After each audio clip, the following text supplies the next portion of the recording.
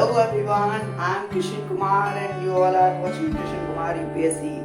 Good morning, good morning, good morning all of my friends. आज हम लोग start करने वाले हैं वेदों के साथ। हैं वेदों के साथ? आज हम लोग वेद पढ़ेंगे? नहीं, वेद तो नहीं लेकिन वैदिक पीरियड पढ़ेंगे। तो क्या पढ़ेंगे आज हम? वैदिक पीरियड। और जैसा कि आप लोगों को पता है कि हम लोग जो है हर एक सेशन जो है स्टार्ट करते हैं बहुत ही मोटिवेटेड थॉट के साथ। तो आज का थॉट है हमारा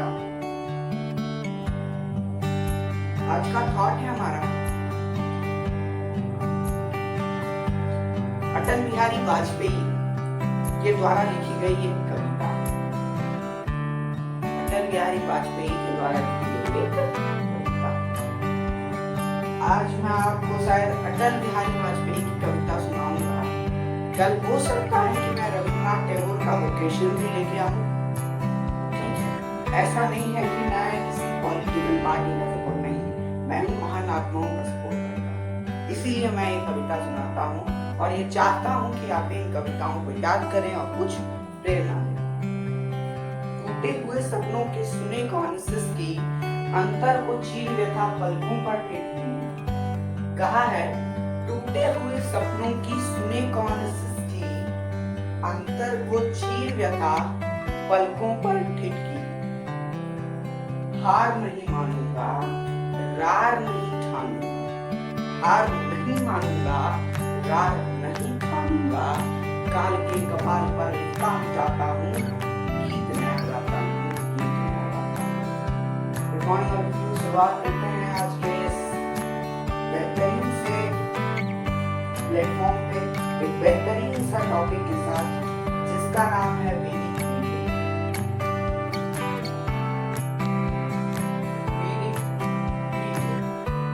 ठीक है, वैदिक पीरियड के साथ आज हम लोग शुरू करने जा रहे हैं।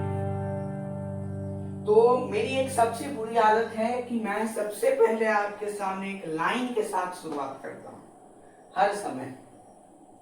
जब भी मैं आपको यहाँ हिस्ट्री पढ़ाता हुआ दिखूंगा तो आपको इस लाइन के साथ पढ़ाता हुआ दिखूंगा, क्योंकि ये लाइन जो है हिस्ट्री की सोल है। सोल यानी आत्मा। तो ये जो लाइन है ये हिस्ट्री की आत्मा है। इसके बिना आपको हिस्ट्री समझ में ही नहीं है। देख, हम लोग शुरुआत करते हैं हिस्ट्री की स्टोन एज। स्टोन एज अगर आप लोगों ने नहीं पढ़ा है तो प्लीज पढ़ लो। ठीक है, मेरी एक किताब भी आने वाली है, आपको जल्द ही अवेलेबल होगी अगर भगवान की कृपा होगी।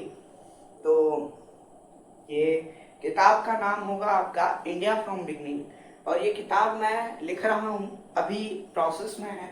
इस किताब में आपको हर एक चैप्टर से पहले ये टाइमलाइन देखने को मिलेगा, जिसके हेल्प से आप जो है प्रीवियस चैप्टर को कनेक्ट कर सकते हो। तो मैं उसी किताब के अकॉर्डिंग आपको आज पढ़ाने आया हूँ, उस किताब के सिलेबस के अकॉर्डिंग आपको मैं आज पढ़ाने हाजिर हुआ। ठीक है, तो स्टोन एज सबसे पहले हम लोग पढ़ते हैं। स्टोन एज, स्टोन एज के बाद हमारी लाइन थोड़ी सी आगे बढ़ती है और उसके बाद हमारे पास आ जाता है Chalcolithic as. Chalcolithic as, Chalcolithic as. उसके बाद हमारी लाइन थोड़ी सी और आगे बढ़ती है। इसमें मैं आपको बता दूं कि इसमें हम लोग जो है तीन चीजों के बारे में पढ़े थे कि भाई पैलियोलिथिक, मीजोलिथिक, नियोलिथिक, इन सारी चीजों के बारे में पढ़े थे। फिर पैलियोलिथिक के बारे में फिर हम तीन चीज पढ़े थे, लोअर पैलियोलिथिक, मिडिल पैलियोलिथिक, अपर पैलियोलिथिक। तो इन सारी चीजों के बारे में मैं आपको याद दिलाता चलूंगा। फिर आ जाता है अपना चालकोलिथिक पीरियड। ठीक है, चालकोलिथिक पीरियड। उसके बाद अपना आ जाता है चालकोलिथिक एज के बाद हमें देखने को मिलता है ब्रोंज, जिसमें कि बहुत सारे अलग अलग धातुओं को मिला करके एक अलग प्रकार का धातु बनाया जाता है, इसका नाम ब्रोंज रखा जाता है। और इसमें जो है हम आईवीसी के बारे में पढ़ते हैं, इंडस वैली सिविलाइजेशन के बारे में आपको याद होगा।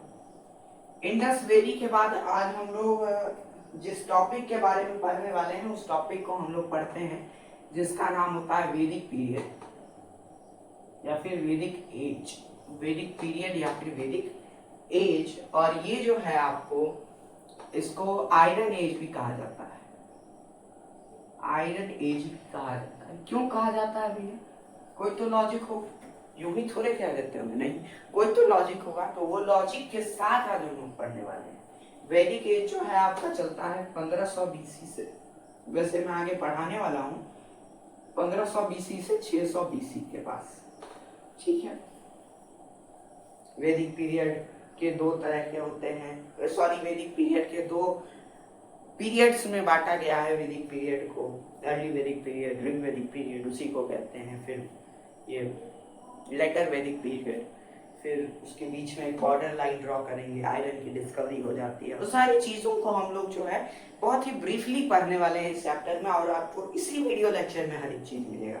अक्सर मैं पार्ट 1 पार्ट 2 करके बनाता हूँ वीडियोस, लेकिन मैंने सोचा कि नहीं, वैदिक एज एक ऐसा एज है, अगर मैं इसको बीच में ड्रॉप कर दूं बच्चों को मजा नहीं आएगा। इसीलिए इसी में मैंने हर एक चीजों को लेकर आया हूं। मैं आप लोगों से गुजारिश करना चाहूंगा कि अगर आप इस चैनल को नए हो तो देख क्या रहे हो, सब्सक्राइब करो। इतना बढ़िया बढ़िया चीज पढ़ा रहे हैं। नहीं, तुमको तो मैं डांस करके दिखाऊं? नहीं भैया, मैं डांस नहीं करता, ना ही मुझे आता है बाबू, ठीक है। जो टीचर करते होंगे वेल एंड डन, बहुत अच्छा। मुझे तो नहीं आता है बाबू। तो मैं आपको गीत गाना सुना सकता हूँ, मैं आपको गाना भी नहीं सुना सकता हूँ, मैं आपको पोएम सुना सकता हूँ, जिसके साथ मैंने आज की शुरुआत की है आपके सामने। टॉपिक डालो वैदिक एज। और प्लीज नोट्स बनाना, मुझे ढोकसलाबाजी नहीं चाहिए कि आप मेरी वीडियोस को एक फिल्म की तरह देखो और चले जाओ। नहीं, मुझे वैसा व्यूज नहीं चाहिए। मुझे चाहिए मेरे बच्चे जितने ही सीखें। पता है मेरी वीडियोस पे 2-2 व्यू आते हैं, 2, 3, 4, लेकिन मैं इतना इंश्योर करता हूं कि जो 2 आदमी देख रहा है ना, वो 2 आदमी ऐसे समझ के जाए चैप्टर को कि अगर वो अगर क्लास 8 में देख रहा है ना, वो जब तक यूपीएससी करे, जब तक वो क्लैट का एग्जामिनेशन दे, तब तक उसको याद रहे। नहीं नहीं, सर ने अगर क्रिमिनल लॉ पढ़ाया था तो इसमें ये पढ़ाया था, पता रहे। मैं ये इंश्योर करता हूँ उनसे, ठीक है। तो मेरे वीडियोस पे 2 व्यू 3 व्यू आते हैं, लेकिन मैं ये जरूर इंश्योर करता हूँ जितने बच्चे हैं अगर वो कंसिस्टेंटली सुन रहे हैं, नोट्स बना रहे हैं, तो उन्हें आना चाहिए, ठीक है। अब समय नहीं बर्बाद करते हैं, स्टार्ट करते हैं वैदिक एज के साथ। वैदिक एज को 2 पीरियड्स में बांटा गया है। क्यों बांटा गया है, कैसे बांटा गया है, वो सारी चीजें बताऊंगा। वैदिक एज देखो, वैदिक एज जो है वो आपका चलता है 1500 से लेकर के 600 बीसी तक, चलता है, बिल्कुल चलता है। अब ये जो लंबा सा पीरियड है, इस पीरियड को 2 अलग अलग पीरियड्स में बांट दिया गया। एक पीरियड का नाम दे दिया गया अर्ली वैदिक पीरियड, इसको मैं आगे जाकर के EVP लिखने वाला हूं। इसी को ऋग वैदिक पीरियड भी कहा जाता है, ऋग वैदिक पीरियड। इसको मैं RVP लिख सकता हूं। उसके बाद आ जाते हैं लेटर वैदिक पीरियड, वैदिक पीरियड। इसको मैं आगे जाकर के आपके सामने डिनोट करने वाला हूं LVP के नाम पर, ठीक। अब ये जो पीरियड है, जो कि ऋग्वैदिक पीरियड है, 1500 BC से 1000 BC के बीच में चला। और ये जो पीरियड है, ये पीरियड आपका 1000 BC से लेकर के 600 BC तक चला। अब बीच में बॉर्डर लाइन कहां से आया, तो 1000 BC देख रहे होंगे आपकी, ऐसा है कि जिसने डिवाइड किया है। भैया क्यों 1000 BC ऐसा क्या किया, तो 1000 BC में आयरन की डिस्कवरी हो जाती है। और हमें पता है कि जब मान ऐसे नहीं पढ़ाता हूं, मैं ऐसे पढ़ाता हूं, ठीक है। ये डंटा भी है और ये बहुत अच्छी चीज भी है। अर्ली वैदिक पीरियड मान लो अब ये अर्ली वैदिक पीरियड चल रहा है, तो भाई क्योंकि मैंने बता चुका हूं कि 1000 बीसी में आकर के आयरन की डिस्कवरी हुई, तो 1000 बीसी से पहले भी आयरन होगा। अरे भैया 1000 बीसी में आकर के आयरन की डिस्कवरी हुई, तो 1000 बीसी से पहले नहीं होगा आयरन। अगर हम इस चीज का खोज जो है 2030 में करेंगे तो ये चीज 2026 में हमको नहीं होगा, क्योंकि भैया जब ये चीज जाके हमको 1000 बीसी में मिल रहा है, ये हमको 1500 बीसी में कहां से आएगा। तो मेरे पास अभी मान लो अभी ऋग्वैदिक पीरियड चल रहा है, अभी अर्ली वैदिक एज चल रहा है, मेरे पास ना ही ये लोहा है, ना ही ये बोर्ड है, ना ही इसे फूकने के लिए कोई कांटी है, ना ही कुछ है, ना ही ये दीवार वगैरह कुछ भी नहीं, ना ही ये मार्कर है, ना ही ये पेन है, ना ही कुछ भी नहीं। क्यों? क्योंकि आयरन नहीं। ठीक। अब मान लो कि 1000 बीसी आ गया, अब मेरे पास आयरन आ गया, तो अब मैं आयरन का यूज करना धीरे धीरे सीखूंगा। पहले मैं स्केल बनाऊंगा, फिर मैं सोचूंगा अरे अगर इसी स्केल के पट्टी को ऐसे मोड़ दिया जाए और इसके बीच में एक पेपर, लैमिनेटेड पेपर घुसा दिया जाए, तो ये बोर्ड का काम करे। फिर मैं धीरे बोर्ड बनाऊंगा, फिर मैं और कुछ बनाऊंगा, फिर मैं सोचूंगा कि अरे इस बोर्ड पे खल्ली से नहीं हो रहा है खल्ली इन द सेंस चौक, ठीक है, खल्ली से नहीं लिखा जा रहा है, ठीक है, तो मैं मार्कर बनाऊंगा। तो वैसे ही जब कोई चीज आती है तो उसके बाद आपका लाइफ में ट्रांसफॉर्मेशन आता है, लाइफ बदल जाती है, जीने का तरीका बदल जाता है, ठीक है। 1000 बीसी से पहले मान लो मेरे पास पैसा नहीं है, तो हम अलग तरीके से जी रहे हैं, और 1000 बीसी के बाद मेरे पास अबंडेंस ऑफ मनी आ जाएगा, पर्याप्त मात्रा में आ जाएगा, तो मेरा लाइफ स्टाइल बदल जाएगा। तो बस वही हुआ कि इससे पहले लोगों की जो जीने का तरीका था वो अलग था। यहाँ पे इकोनॉमी जो था वो पैस्टोरल था, यहाँ पे इकोनॉमी क्या था, एग्रीकल्चरल हो गया।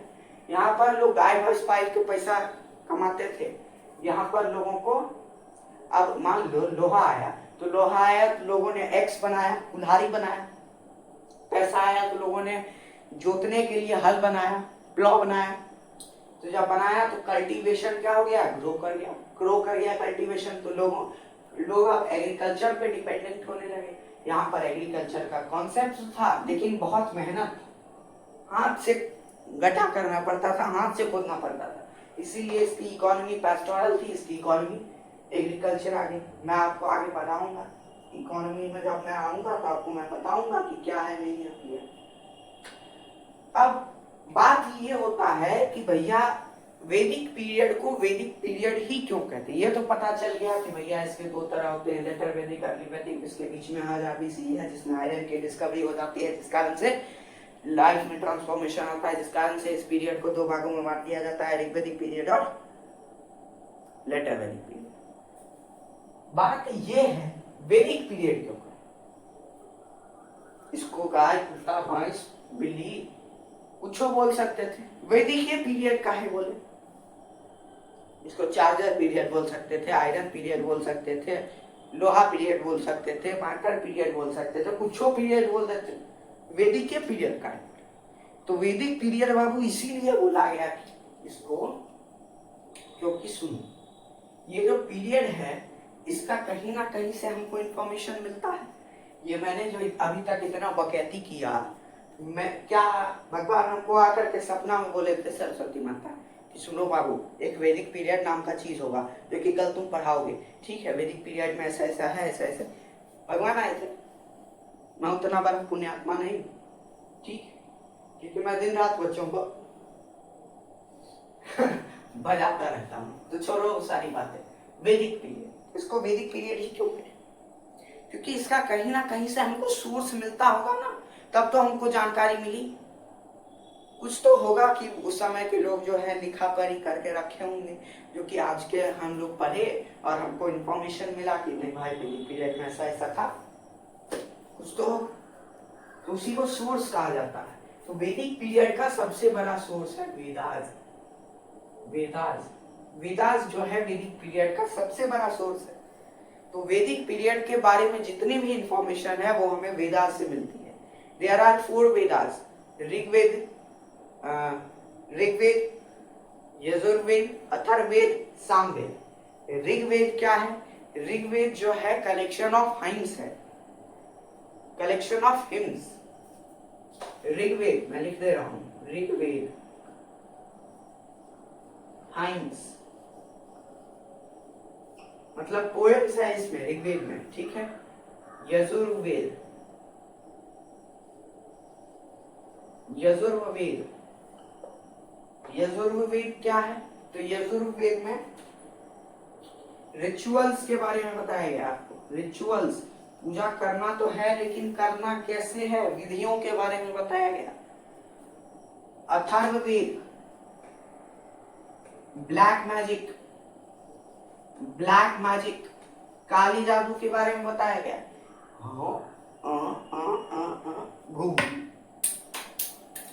गलती हो गया, भारी मिस्टेक हो गया मालिक। चल, तो मतलब ऐसे करके कुछ ब्लैक मैजिक्स के बारे में बताया गया। और सामवेद, सामवेद में म्यूजिक कंपोज किया गया है, ठीक है। सामवेद में म्यूजिक्स को लिखा गया है, ठीक है, ठीक है, ठीक है, ठीक है। अब चल, अब मैं आपको बताता हूं आर्यंस के बारे में, ठीक है। अब भारत की स्थिति क्या थी उस समय? तो भारत था, भारत को जो है ना इस वाले इलाका में, पाकिस्तान जिधर है, वहां से इन्वेजन्स देखने को मिले। कुछ आदमियों का, कुछ ग्रुप ऑफ पीपल्स जो है हमारे भारत में अचानक से आते हुए दिखे, और उन आदमियों के झुंड को हम लोग आर्यंस कहते हैं, ठीक है। आइए एक लाइन बना देते हैं और इसमें समझते हैं। 1700 बीसीई की बात, आईबीसी, इंडस वैली सिविलाइजेशन क्या हो जाता है? डिक्लाइन हो जाता है। आईबीसी यानी इंडस वैली सिविलाइजेशन खत्म हो जाता है।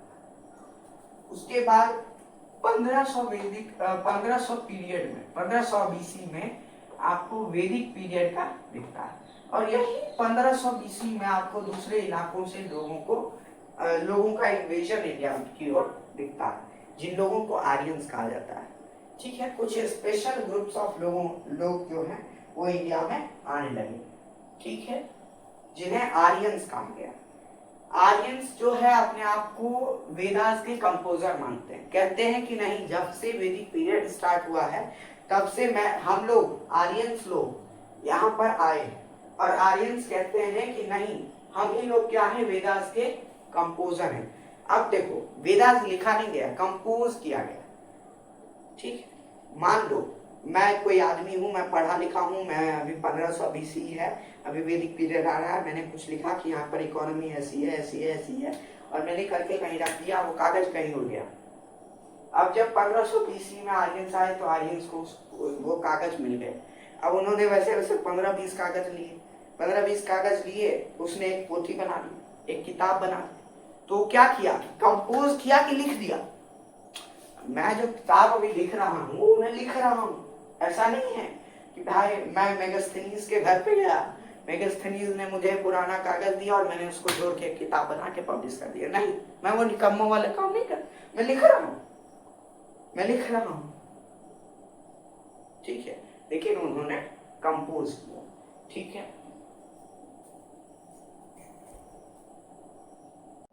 देखो, तो अर्ली वैदिक पीरियड जैसे ही स्टार्ट हुआ, 1500 बीसी में एक ग्रुप ऑफ लोग जो हमें देखने को मिले, एक ग्रुप ऑफ लोगों का एक ग्रुप जो देखने को मिला, ग्रुप ऑफ पीपल्स जो इंडिया की तरफ इन्वेड करते हुए नजर आए, उन्हें हम आर्यंस कहे।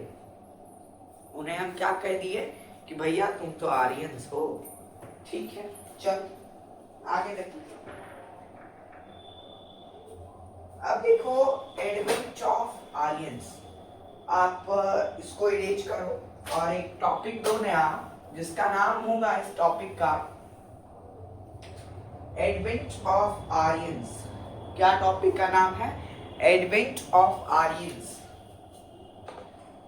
Advent of Aryans. मतलब भैया आर्यंस आए किधर से, आर्यंस कौन लोग थे, ये हमें कुछ क्लियरिटी नहीं है। हमें ऐसा नहीं है कि भैया हाँ हम कंफर्म है कि यहीं से आए हैं, रशिया से आए हैं, यूक्रेन से आए हैं, किधर से आए हैं, वो हमें कोई क्लियरिटी नहीं है। आर्यंस को लेकर के हमें 4 थ्योरी दी जाती है, 4 लोगों के द्वारा थ्योरी दी जाती है, ठीक है। Who were Aryans? Who were Aryans? Aryans कौन थे और कहां से आए थे? आर्यंस कौन थे और कहां से आए थे? एक पॉइंट दे देंगे, ठीक है, पॉइंट नंबर ए देंगे। अब देखिए आर्यंस जो है, आर्यंस को आने से लेकर के 4 लोगों ने मिलकर थ्योरी दिया है, 4 लोगों ने अपना अपना थ्योरी दिया है, 4 लोगों का अलग अलग मानना है। पहले लोग थे जिनका नाम था मैक्स मलर, मैक्स मलर, इनका कहना है कि जो साउथ एशिया थ्योरी इन्होंने दिया, साउथ एशिया थ्योरी, और इनके थ्योरी को जो है सबसे अच्छा थ्योरी माना जाता है, सबसे फेथेबल थ्योरी माना जाता है। किनके थ्योरी को? मैक्स मलर की थ्योरी को, ठीक है।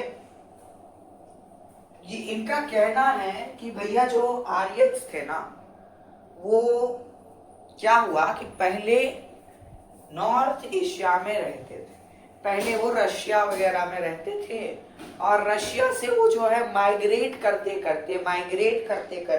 करते हमारे इंडिया की तरफ आ गए, और 1500 BC में हमारे इंडिया में इन्वेड कर गए, हमारे इंडिया में पूर्वोत्तर आ गए और रहने लगे, ठीक है भैया। तो मैक्स मलर जी का ये कहना, और इनके नाम को एकदम ढंग से इज्जत से याद करना, क्योंकि ये यूपीएससी तक के क्वेश्चन में पूछा जाता है। अब बाल गंगाधर तिलक, वो भी पीछे नहीं हटे। बाल गंगाधर तिलक ने एक थ्योरी दिया जिसका नाम है आर्टिक रीजन, कि भैया ये जो आर्यंस है ना, ये आर्टिक रीजन से आए हैं। कहां से आए हैं? आर्टिक रीजन से आए हैं। बाल गंगाधर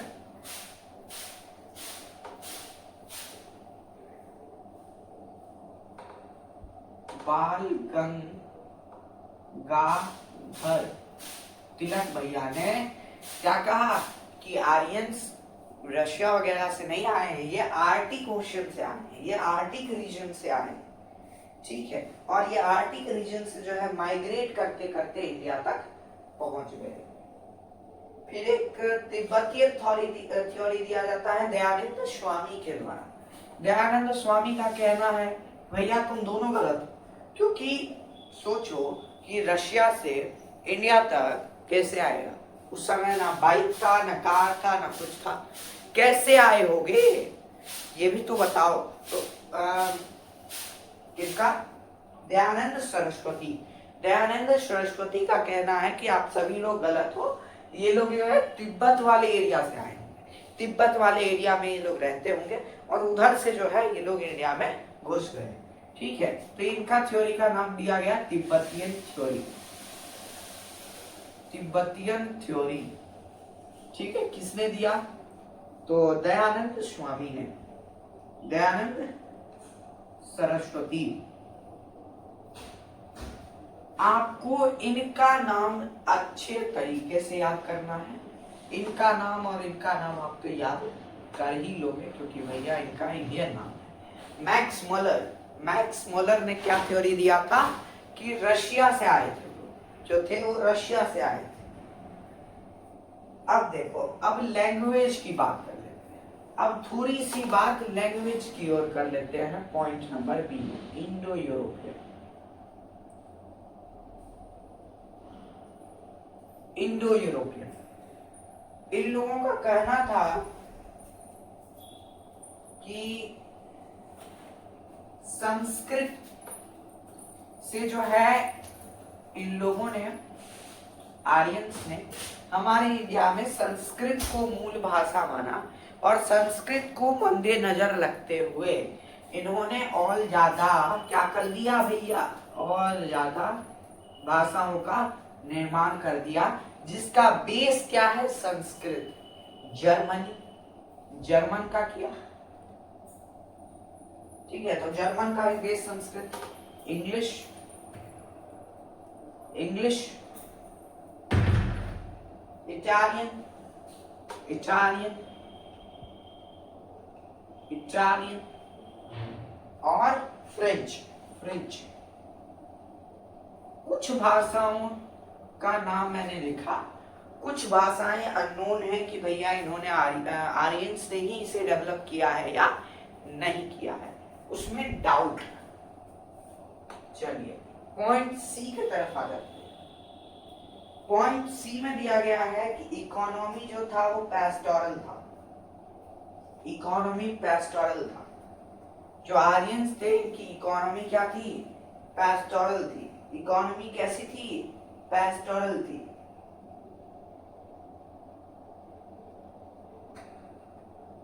मतलब पैस्टोरल इकोनॉमी का क्या मतलब, पैस्टोरल इकोनॉमी का क्या मतलब कि घूमते फिरते हुए ये लोग थे, ठीक है, ये लोग क्या थे, घूमते फिरते लोग थे।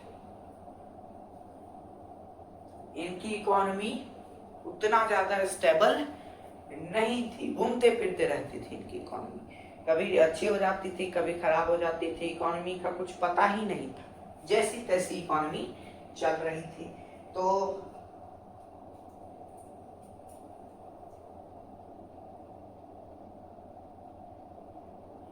अच्छा, तो देखो पैस्टोरलिज्म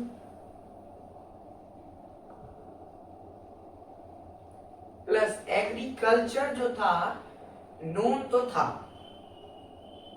लोग जानते तो थे but not dominating, but not dominating. लोग जानते तो थे भैया कि एग्रीकल्चर नाम की चीज होती है, इरिगेशन, लेकिन उतना ज्यादा डोमिनेट नहीं कर रहा था एग्रीकल्चर उस समय पे, मतलब एग्रीकल्चर बेस्ड इकोनॉमी नहीं थी।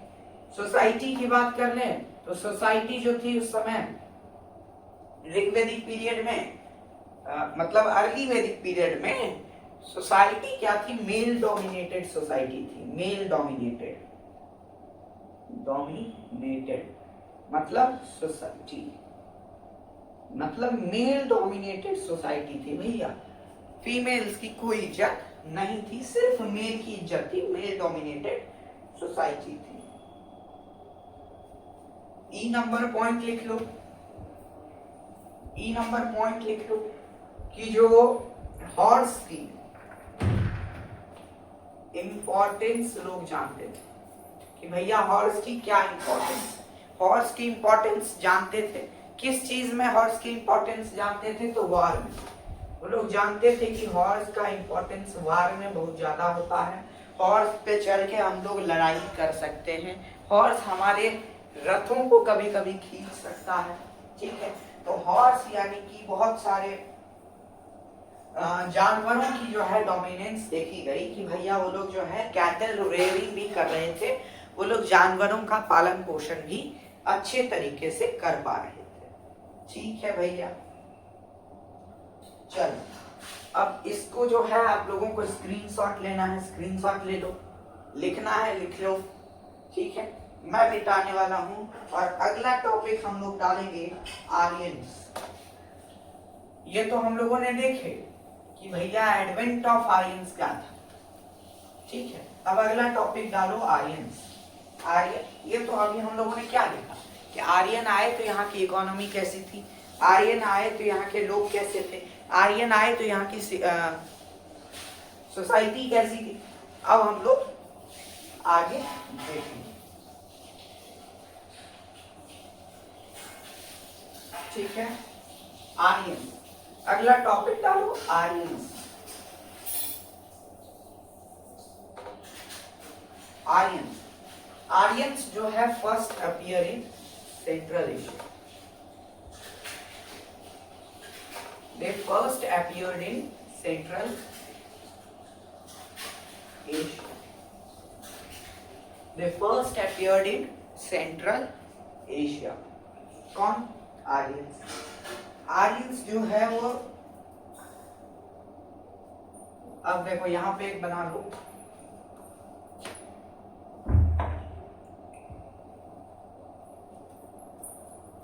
ए नंबर बना लो इनका, कि आर्यंस जो वर्ड है, ये मैं अपने मन से नहीं बोल रहा हूं, आर्यंस वर्ड जो है 36 टाइम्स यूज किया गया है ऋग्वेद में।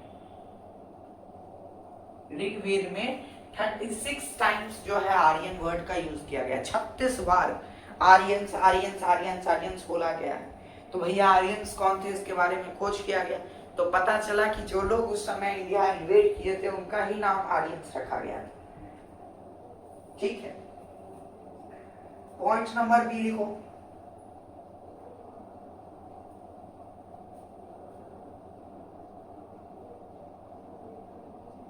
आर्यंस के बारे में हमें इंफॉर्मेशन कहां से मिली? आर्यंस के बारे में हमें इंफॉर्मेशन कहां से मिली? तो आर्यंस के बारे में हमें कुछ इंफॉर्मेशन ईरानियन टेक्स्ट में मिली, ईरानियन टेक्स्ट में मिली। इसीलिए ईरानियन टेक्स्ट में हमें इंफॉर्मेशन मिली, इसीलिए याद करो मैक्स मुलर ने क्या कहा था, रशिया से आया। तो रशिया से आया तो ईरान होते हुए रशिया में आया, सॉरी ईरान होते हुए इंडिया में आया। तो ईरान वाला जो एरिया था वो होते हुए आया, मतलब ईरान में भी वो लोग कुछ दिन रुके, इसीलिए उनका जो इंफॉर्मेशन है वो हमें ईरानियन टेक्स्ट में भी दिखता है। और जो चीज ईरानियन टेक्स्ट में लिखी गई है कुछ मिलता जुलता इंडियन टेक्स्ट में भी वही चीज है, इंडियन वेदा में भी वही चीज लिखा गया है जो कि ईरानियन टेक्स्ट में लिखा गया। आर्यन मतलब आर्यन वही लोग थे जो कि ईरान से होते हुए इंडिया आए। सी नंबर पॉइंट लिखो, पॉइंट नंबर सी लिखो। Aryans came in wait, not at all at same time, they came in waves, मतलब वो लोग झुंड में आए। ऐसा नहीं था कि एक बार में ही पूरा सैनिक आर्मी लेकर के पूरा चले आए, नहीं, वो लोग धीरे धीरे करके आए। पहले एक लोग आया, फिर दूसरा ट्राइबल ग्रुप आ गया, फिर तीसरा आ गया, फिर आते गए। तो they came in wave, not all at a time, सभी एक वक्त पे नहीं आए थे, अलग अलग करके वो लोग आते गए। तो जो आर्यंस जो पहले से आकर के यहाँ बस गए थे, जो लोकल थे, उन्हें कहा गया दाश्यूज।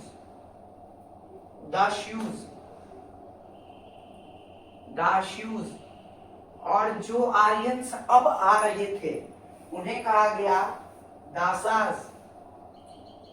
जो आर्यंस अब आ रहे थे, नाउ कमिंग, उन्हें कहा गया दासाज। तो दासाज एंड दास्यूज समझ में आया कि जो आर्यंस पहले आ चुके थे, जिन्हें इंडिया में आने की एक्सपीरियंस थी, उन्हें दास्यूज कहा गया, और जो आर्यंस अब आ रहे हैं उन्हें दासाज कहा गया। तो जो लोकल पीपल थे उन्हें दास्यूज, और जो अभी आ रहे हैं, नए लोग आ रहे हैं, वो दासाज कहलाएंगे। अब बैटल ऑफ दस राजन वगैरह चीजें आपको देखने को मिलेगी। बैटल ऑफ 10 राजन किसके, 10 दशायुज। अब देखो सेम ही ग्रुप के हो, मान लो मेरे ही क्लास के हो, ठीक, मान लो आप मेरे क्लास के हो, ठीक है, हम किसी दूसरे क्लास में गए बैठने, और अब आप भी धीरे धीरे आ रहे हो, तो हमको जलन होगा ना, यानी हम यूनिक बनने के लिए इधर इस क्लास में आए थे, ये लोग काहे आ रहा है, जलन होगा ना। तो अब हम क्या करेंगे कि अब हम कोशिश करेंगे कि तुमको यहाँ से मार के भगाया जाए, ठीक है, ताकि हम यूनिक बने रहे। तो जो आर्यंस थे जो यहाँ पे थे, प्लस जो दास्यूज जो कि यहाँ पे थे, और जो आर्यंस जो कि आ रहे थे, तो दासाज वर्सेस दस्यूज, एक लड़ाई हुआ और इस लड़ाई को कहा गया बैटल ऑफ दस राजन, बैटल ऑफ दस राजन। और इस बैटल में 10 राजा थे, दस्यूज के तरफ से टोटल 10 राजा थे, इसीलिए इस बैटल को द बैटल ऑफ 10 राजन कहा जाता है। ठीक है, बैटल ऑफ 10 राजन। चलिए, यहां तक क्लियर हुआ तो ठीक है, नहीं हुआ तो कोई बात नहीं, मेरी यही खास बात है, मैं यही कहता हूं, क्लियर हुआ तो ठीक है, नहीं हुआ तो कोई बात नहीं। अब जो मैं पढ़ाऊंगा वो क्लियर सुनना, क्योंकि अभी तक मैंने जो पढ़ाया वहां से क्वेश्चंस नहीं बनते। आप यूपीएससी का एग्जाम ले लो, एसएससी सीजीएल ले लो, जीएस का पेपर जिस भी क्वेश्चन में आता है वहां से नहीं बनता है क्वेश्चन। क्वेश्चन बनेगा, अब क्वेश्चन ऐसा बनता है कि भैया इकोनॉमी कैसा था, ऋग्वैदिक, हाँ ये याद रखना कि ऋग्वैदिक पीरियड, और आपको जो है शुरू का जो वीडियो का जो शुरू वाला पार्ट था वो बहुत इंपॉर्टेंट था, और अभी वाला पार्ट बहुत इंपॉर्टेंट है। बीच वाला पार्ट थोड़ा कम इंपॉर्टेंट है, उसको 2x पे आप देख सकते हैं। अब बहुत ज्यादा इंपॉर्टेंट वाली बात है, अब मैंने आपको शुरू में बताया था, शुरू में ही बताया था, क्या बताए थे भैया, बहुत कुछ बता चुके हैं आप। सुनो, मैंने बताया था ऋग्वैदिक पीरियड क्या है, अर्ली वैदिक पीरियड भी इसी को कहा जाता है, ऋग्वैदिक पीरियड को ही अर्ली वैदिक पीरियड भी कहा जाता है। और मैंने बता दिया था कि आगे से मैं इसे आरबीपी के रूप में लिखूंगा, और लेटर वैदिक पीरियड एलबीपी। तो एलबीपी और आरबीपी बीच में जो बॉर्डर लाइन था वो क्या था, सेम फिर से वही कि 1000 बीसी में आयरन की डिस्कवरी हो गई, आयरन की डिस्कवरी हो गई थी। तो आयरन के डिस्कवरी के बाद बहुत सारी चीजें बदली। तो आयरन से डिस्कवरी से पहले का ये माहौल था, और जब आयरन का डिस्कवरी हो गया तो बाद में ऐसा हो गया। ठीक है, अब जो है हम लोग इसमें क्या देखेंगे, देखो बहुत कुछ देखने वाले हैं। इकोनॉमी पहले देखेंगे इसका, फिर इकोनॉमी इसका देखेंगे, फिर इसका सोसाइटी देखेंगे। अभी मैं बता रहा हूं कि हम लोग कैसे कैसे चीजों को देखेंगे और कैसे कैसे ऑब्जर्व करेंगे। फिर पॉलिटी, इधर सोसाइटी, फिर पॉलिटी देखेंगे कि भैया उधर पॉलिटिकल क्या चेंजेस आ रहे थे, इधर क्या चेंजेस आ रहे थे, इधर भी पॉलिटी देखें। ठीक है, ठीक है, इतनी चीजों को हम लोग देखने वाले हैं। 3 चीज इसके भी देखेंगे, 3 चीज इसके भी देखेंगे, ताकि हमें कट एंड क्लियर समझ में आ जाए। तो आइए स्टार्ट करते हैं इकोनॉमी से, कि भैया इकोनॉमी कैसा था, उस समय का इकोनॉमी कैसा था, इकोनॉमी उस समय का कैसा था, वहां के लोग के पास पैसे कितने थे, कितने नहीं थे, कितने थे, क्या पैसे चलते भी थे या कुछ और चलता था, क्या चलता था क्या नहीं चलता था, उसके बारे में यहाँ हम लोग देखेंगे। ठीक है, फिर से लिख लेते हैं, ऋग्वैदिक पीरियड, लेटर वैदिक पीरियड। मैं यहाँ इतनी बार लिख दूंगा ना, आपको रटा जाएगा कि भैया ऋग्वैदिक। अगर आपको आप नींद में भी कोई पूछेगा ना वैदिक पीरियड, आप तुरंत बोलोगे 1500 बीसी से 600 बीसी, 1500 बीसी और 600 बीसी के बीच में 1000 बीसी आता है, जिसमें आयरन की डिस्कवरी हुई। आयरन की डिस्कवरी से पहले कुछ और हुआ था, आयरन की डिस्कवरी के बाद कुछ और हुआ। इकोनॉमी पेस्टोरल था, इकोनॉमी एग्रीकल्चरल था, तुरंत बोल दो। ठीक है, नींद में भी मैं इतने बार आपको रिपीट कर दूंगा। ठीक है, अब देखो इकोनॉमी क्या था, पेस्टोरल था।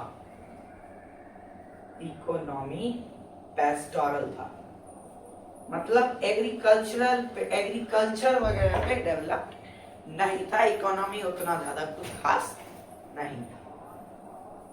ये हमें कैसे पता चलता है? पेस्टोरल मतलब आपको पता चल रहा है कि गाय भैंस रखते थे, दूध खूब खाते पीते थे, रहते थे, बेचते थे दूध अगर एक्स्ट्रा हो गया, ठीक है। वैसे इकोनॉमी को पेस्टोरल इकोनॉमी कहते हैं। आज भी बहुत सारे परिवारों की इकोनॉमी पेस्टोरल है, ठीक है। वो लोग गाय भैंस रखते हैं, भूसा वगैरह बेचते हैं, भूसा वगैरह खरीदते हैं और दूध बेचते हैं, तो वो पेस्टोरल इकोनॉमी, ठीक है। इसके बारे में हमें कहाँ पता चलता है? तो ऋग्वेद, इसीलिए तो इसका नाम रखा गया वैदिक पीरियड, क्योंकि इसका मेजर ऑफ द इंफॉर्मेशन कहां से आता है? वेदास से आता है। कहां से आता है? वेदास से आता है। ऋग्वेदा में जो है 2 एनिमल की बात की गई है, 2 एनिमल्स, और 2 एनिमल्स को बहुत महत्व दिया गया है। एक काउ, दूसरा हॉर्स। एक काउ, दूसरा हॉर्स। काउ और हॉर्स इतना ज्यादा, मतलब इतना ज्यादा ऋग्वेदा में हमें बताया गया है कि उस समय के लोगों में इतना ज्यादा डोमिनेंस था काउ और हॉर्स का, कि उस समय के लोग जो भगवान का नाम रखते थे ना, वो भी घोड़े के नाम पे रखते थे, कि भैया घोड़ा ही भगवान है। भगवान की तरह घोड़े और गायों को पूजते थे। अब पता चला कि हम लोग गाय को क्यों पूजते हैं। आज से नहीं, 1500 BC से ये परंपरा चलती आ रही है।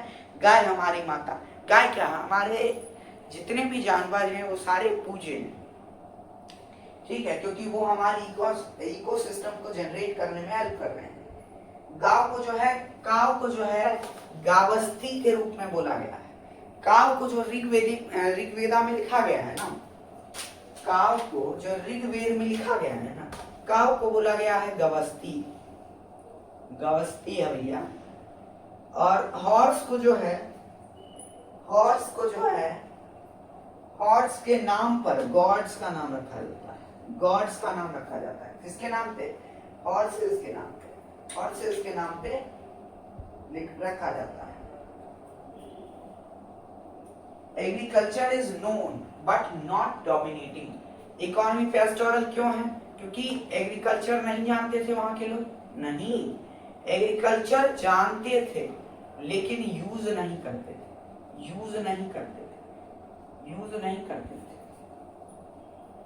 एग्रीकल्चर प्रोडक्शन, आप देखो, मैं आपको यहाँ इरेज कर देता हूँ। एग्रीकल्चर प्रोडक्शन देखो, छोड़ो यार, कहाँ गया? एग्रीकल्चर प्रोडक्शन, एग्रीकल्चर होता था? नहीं होता था। तो बताओ, अगर एग्रीकल्चर नहीं होगा तो क्या प्रोडक्शन होगा? अरे भैया, कैसा बेवकूफ वाला बात कर रहे हैं। हम गेहूं लगाए नहीं तो गेहूं कैसे गया रे? तो अगर हम एग्रीकल्चर करेंगे नहीं तो प्रोडक्शन कहां से होगा? नहीं होगा। तो एग्रीकल्चर नहीं होगा तो प्रोडक्शन नहीं होगा। प्रोडक्शन नहीं होगा तो सरप्लस नहीं होगा। सरप्लस का क्या मतलब है कि भैया हम इतना उगा रहे हैं कि हम भी खा रहे हैं, मेरा परिवार भी खा रहा है, लेकिन और बच जा रहा है जो कि हम बाहर एक्सपोर्ट कर दे रहे हैं, ठीक है, बेच दे रहे हैं, वो सरप्लस कहलाता है। तो जब प्रोडक्शन हो ही नहीं रहा है तो अपना पेट भात पुड़िए नहीं रहा है, सरप्लस में कहाँ आएंगे? सरप्लस भी नहीं हो रहा है। सरप्लस नहीं हो रहा है तो ट्रेड नहीं हो रहा है। ट्रेड नहीं हो रहा है, हम कुछ बेच ही नहीं रहे, ट्रेड ही नहीं हो रहा है। जब ट्रेड नहीं हो रहा है तो बताओ इकोनॉमी, बताओ कि वहां करेंसी तो झक मारेगा ना। करेंसी भी नहीं होगा, करेंसी भी नहीं होगा।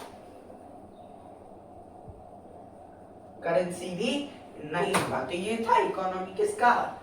वैदिक पीरियड, यानी कि अर्ली वैदिक पीरियड। अब 1000 BC में क्या होता है? आयरन आ जाता है। आयरन की डिस्कवरी हो जाती है। अब आयरन के डिस्कवरी के बाद देखो क्या होता है, क्या क्या चेंजेस आते हैं। अब आयरन बन गया तो आयरन से लोग क्या करने लगे कि टूल्स बनाने लगे खेती करने के लिए, प्लॉ बनाने लगे। प्लाऊ भी इसको बहुत लोग कहते हैं, प्लाऊ। और एक्स जैसी चीजों का आविष्कार होने लगा जब लोहे बने ना तो उससे लोग जो है खेत वगैरह जोतने के लिए इन सारी चीज़ों का यूज़ करने लगे। तो जब इन सारी चीज़ों का यूज़ करने लगे तो एग्रीकल्चर डोमिनेंस हो गया। एग्रीकल्चर डोमिनेंस हो गया, एग्रीकल्चर आप लोग ज़्यादा करने लगे, लेकिन सरप्लस अभी भी नहीं हुआ। तो सरप्लस अभी भी नहीं हुआ है, मतलब इतना हो रहा है कि अपना पेट भात चल रहा है लेकिन और किसी का नहीं चल रहा है। ट्रेड सरप्लस नहीं हुआ, तो जब सरप्लस नहीं हुआ तो बताओ ट्रेड होगा? नहीं होगा। जब ट्रेड नहीं होगा तो करेंसी झक मारेगा? करेंसी भी नहीं होगा। तो ऐसा था। ऋग्वेद में हमें ऐसा कैसे पता चला भैया कि हम बोल दिए आप मान लो कोई नहीं, हमें कैसे पता चला कि आयरन से जो है प्लॉ बनाया गया, एक्स बनाया गया, 1000 BC में ये हो गया, आयरन का डिस्कवरी हो गया? ऋग्वेद से बोलोगे आज पूरा ऋग्वेद पढ़ाइए देखा क्या मास्टर? पूरा नहीं पढ़ाएंगे, जहां जहां से सोर्स मिला है वो पढ़ाएंगे। तो ऋग्वेद से हमें इस बारे में इंफॉर्मेशन मिलती है कि भैया ऋग्वेद में बताया जाता है कि उस समय लोग प्लाव की पूजा करते थे, प्लाव वगैरह के ऊपर सिंदूर लगाया जाता था, ठीक है, पूजा करते थे। और फिर बलराम के बारे में आपने सुना होगा, तो बलराम के बारे में बताया गया कि उनके हाथ में जो है प्लाव रहता था। इसका क्या मतलब है कि प्लाव की लोग पूजा करते थे। बलराम जो थे वो भगवान के भाई थे, भगवान के भाई जब खेती कर रहे हैं तो सारी जनता भी करती होगी, सारी जनता कर रही होगी, तो एग्रीकल्चर हो रहा था, लेकिन कोई करेंसी देखने को नहीं मिला। तो जब कोई करेंसी देखने को नहीं मिलता है तो हम लोग क्या कहते हैं कि ट्रेड भी नहीं हो रहा था, और जब ट्रेड नहीं हो रहा था तो सरप्लस भी नहीं हो रहा था, ठीक है। कोई करेंसी देखने को नहीं मिला। हाँ, कुछ लोगों का कहना है कि भैया बार्टर सिस्टम में थोड़ा बहुत ट्रेड होता था, लेकिन वैसा कुछ प्रोमिनेंटली नहीं होता, ठीक है। एग्रीकल्चर सरप्लस में नहीं। अब पॉलिटी की बात कर लेते हैं। इकोनॉमी की तो बात हो गई कि इधर पैस्टोरल थी इकोनॉमी, इधर इकोनॉमी पैस्टोरल थी, इधर एग्रीकल्चरल हो गई। अब देखो, अब बात करेंगे सोसाइटी की। अब किसकी बात करेंगे? सोसाइटी की। किसकी? सोसाइटी की। कि भैया सोसाइटी कैसा था, सोसाइटी कैसा था।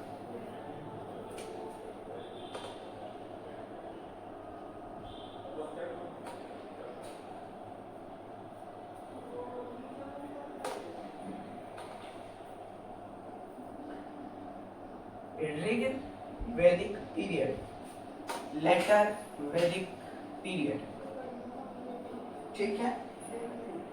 बीच में लिख देंगे 1000। क्यों लिख देंगे? आयरन। अब देखो आपको याद हो जाएगा कि 1000 में आयरन हो गया था। मैंने जितना बार लिखा है मेरे हाथ तक को याद हो गया, गलती नहीं हो रहा मेरे हाथ से, ठीक है। तो ऋग वैदिक पीरियड, ठीक है। तो देखो ऋग्वेदिक पीरियड में जो पॉलिटी था उसके बारे में बात करें। तो पॉलिटी क्या था कि लोग जना रहते थे। सबसे मेन बात, लोग जना में रहते थे। मतलब एक ट्राइबल ग्रुप जो है, मान लो एक ट्राइबल ग्रुप में 5 लोग हैं, तो बस एक ट्राइबल ग्रुप एक जगह रहता था, ठीक है। वहीं जब आयरन वगैरह की डिस्कवरी हो गई तो सभी लोग के पास पैसा आ गया, सभी लोगों के पास पैसा आ गया तो इक्वलिटी आ गया, ठीक है। नहीं सुनो, हाँ, तो रिच एंड पुअर की इनइक्वालिटी आ गया। जब कुछ लोग मान लो खेती बढ़ा तो कुछ लोग कोढ़ी होगा जो कि खेती नहीं करेगा, कुछ लोग बढ़िया होगा जो कि खेती करेगा। तो जो खेती करेगा उसके पास पैसा आएगा, जो खेती नहीं करेगा उसके पास पैसा नहीं आएगा। तो रिच एंड पुअर की भावना बनी। तो जितने पुअर लोग थे वो अपना ग्रुप बना लिए, पुअर लोगों का अलग ग्रुप बन गया। तो क्या हुआ कि 5-6 जो ट्राइबल पुअर लोग थे, एक तरह के सोचने वाले लोग थे, 5-6, तो 5-6 ट्राइबल ग्रुप जो है मिल करके एक जनपदा बना दिया। तो लेटर वैदिक में पॉलिटी क्या हो गया, जहां लोग जगह में रह रहे थे अब वो जनपदा में रहते थे, अब वो जनपद में रहते थे, ठीक है। जनपद, महाजनपद, ये सारी चीजें हम लोग आने वाले लेक्चर्स में देखेंगे। अब वो कहाँ रहते थे? जनपदा में रहते थे। ये समझ में आया? जना मतलब एक ट्राइबल ग्रुप एक जगह पे, जनपद मतलब ग्रुप ऑफ ट्राइबल ग्रुप एक जगह पे, ठीक है, ठीक। अब देखो, राजा जो है,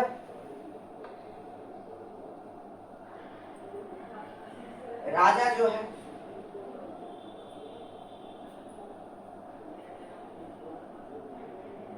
पुरोहित,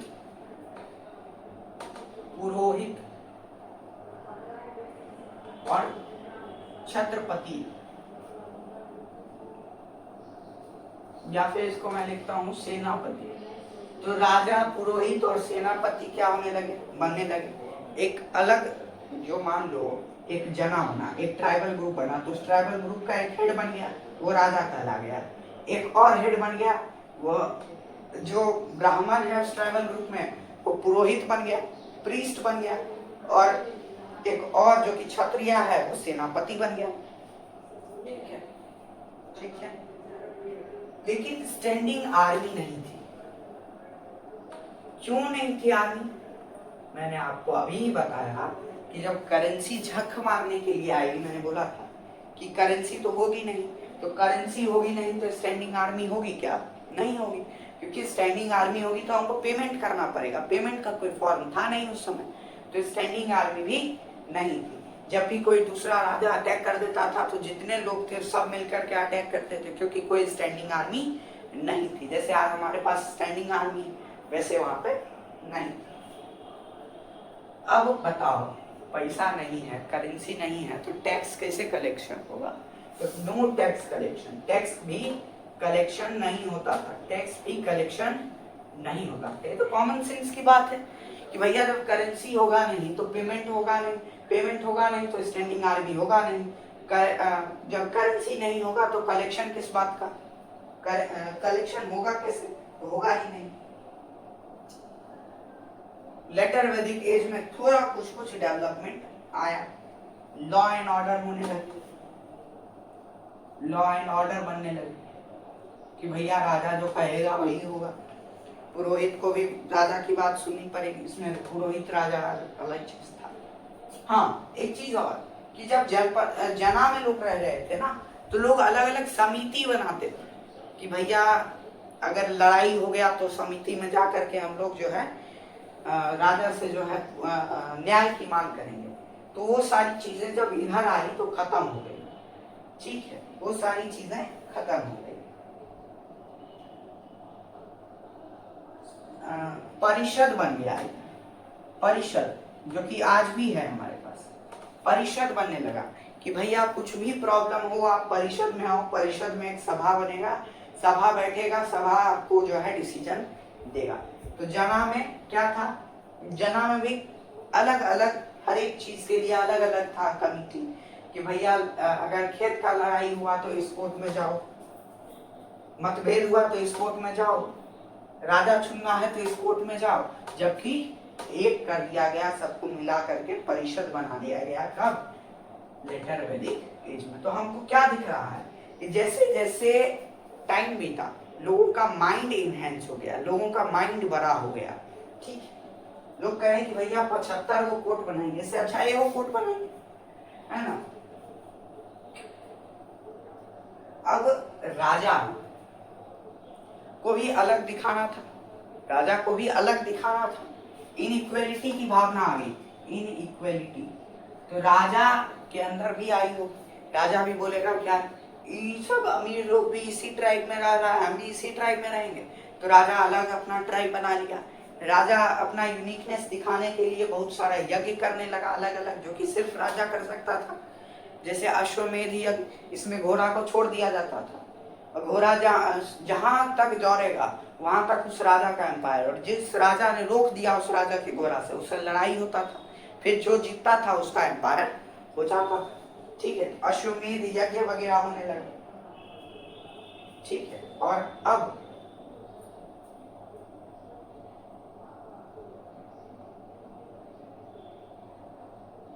हम लोग सोसाइटी की बात करेंगे, ठीक है, अब हम लोग सोसाइटी की बात करेंगे कि सोसाइटी कैसा था। ठीक, इकोनॉमी पास्ट ऑर्डर था। ठीक, अब जो लेटर वैदिक एज, अब जो लेटर वैदिक एज होगा, इसमें आपको एक चीज देखने को जो कि आज के लिए सबसे बड़ी प्रॉब्लम है, वो है वर्ना सिस्टम। सोसाइटी में अब वर्ना सिस्टम आ गया था, ब्राह्मण क्षत्रिय वैश्य शूद्र बन गए थे। ठीक है, ये सोसाइटी में सबसे बड़ी चेंज आई थी। और ऋग्वैदिक पीरियड में वैसा कुछ नहीं था, वर्ना सिस्टम नहीं था, नो डिवीजन था, कोई डिवीजन नहीं था सोसाइटी में। लेकिन जैसे ही इनइक्वालिटी की भावना आई तो क्या हो गया, वर्ना सिस्टम हो गया लेटर वैदिक पीरियड में। ठीक है, आज के लिए इतना ही, वैदिक पीरियड में इतना ही। धन्यवाद, आपका बहुत बहुत स्वागत है, आपका बहुत बहुत शुक्रिया। सॉरी, आपने हमारे वीडियोस को देखा। और अगर आपको कुछ नई इंफॉर्मेटिव चीज़ें और जाननी है तो आप कमेंट सेक्शन में लिखिए। वैसे आप इस वीडियो लेक्चर को वैदिक पीरियड मैंने कैसे पढ़ाया, बहुत ज़्यादा एफर्ट लगता है, रात रात भर जाकर हम लोग नोट्स बनाते हैं, तो हमें सपोर्ट कीजिए please, do like subscribe and share. और हमें रेटिंग भी जरूर कीजिएगा 5 स्टार में से कि कितना आपको समझ में आया, जितना मैंने समझाया। और जो मुझसे स्किप हो गया उसके लिए I am really sorry, I am really really sorry with you. ठीक है, धन्यवाद, राधे राधे।